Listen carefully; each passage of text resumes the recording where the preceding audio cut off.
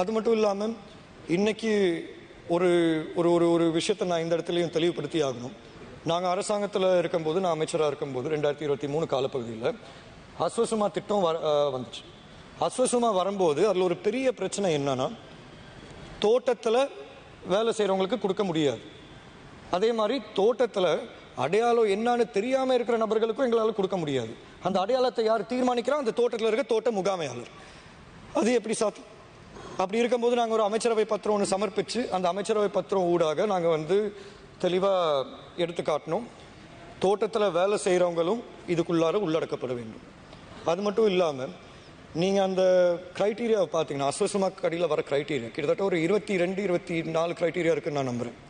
அந்த சரத்துக்கு அடியில் ஒரு முக்கியமான ஒரு விஷயம், ஒரு பதிவு செய்யப்பட்ட தொழிலில் ஈடுபட்டால் அவங்களுக்கு அந்த கொடுப்பனவு கிடைக்காது. இன்னைக்கு தோட்ட தொழிலாளர்கள் பதிவு செய்யப்பட்ட தொழிலாளர்கள் தான். அதை காரணமாக காமிச்சு நிறைய பேருக்கு அது சரியான முறையில் போய் கிடைக்க மாட்டேங்குது. அதே நேரத்தில் சுகாதாரம் இருக்குது. சுகாதாரத்தை பொறுத்த வரைக்கும் தரமான சுகாதாரம் மலையக பகுதிகளில் வெறுமனே 40% மக்களுக்கு தான் போய் கிடைக்குது. இன்னைக்கு அங்கே இருக்கிற குழந்தைங்க மால் நியூட்ரிஷனால அதிகமான அளவு பாதிக்கப்பட்டிருக்காங்க.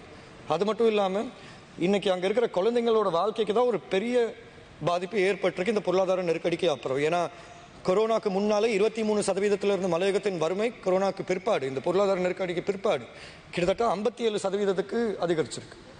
இதில் ரொம்ப பாதிக்கப்படுறது குழந்தைங்க தான். இப்போ நான் ஆரம்பத்தில் பேசின இந்த ஷானன் எஸ்டேட்டில் இருக்க KM டிவிஷனில் கூட 19 குழந்தைங்களில் 4 குழந்தைங்க ஸ்கூல்லேருந்து ட்ராப் அவுட் ஆயிருக்காங்க. இப்போ இங்கே நான் இந்த விஷயத்த சொல்கிறதுக்கு காரணம் இல்லை அரசாங்கம் தவறு பண்ணிருச்சு, அவங்க கண்டுக்க மாட்டேங்கிறாங்க, நான் அதெல்லாம் பேச இங்கே வரல.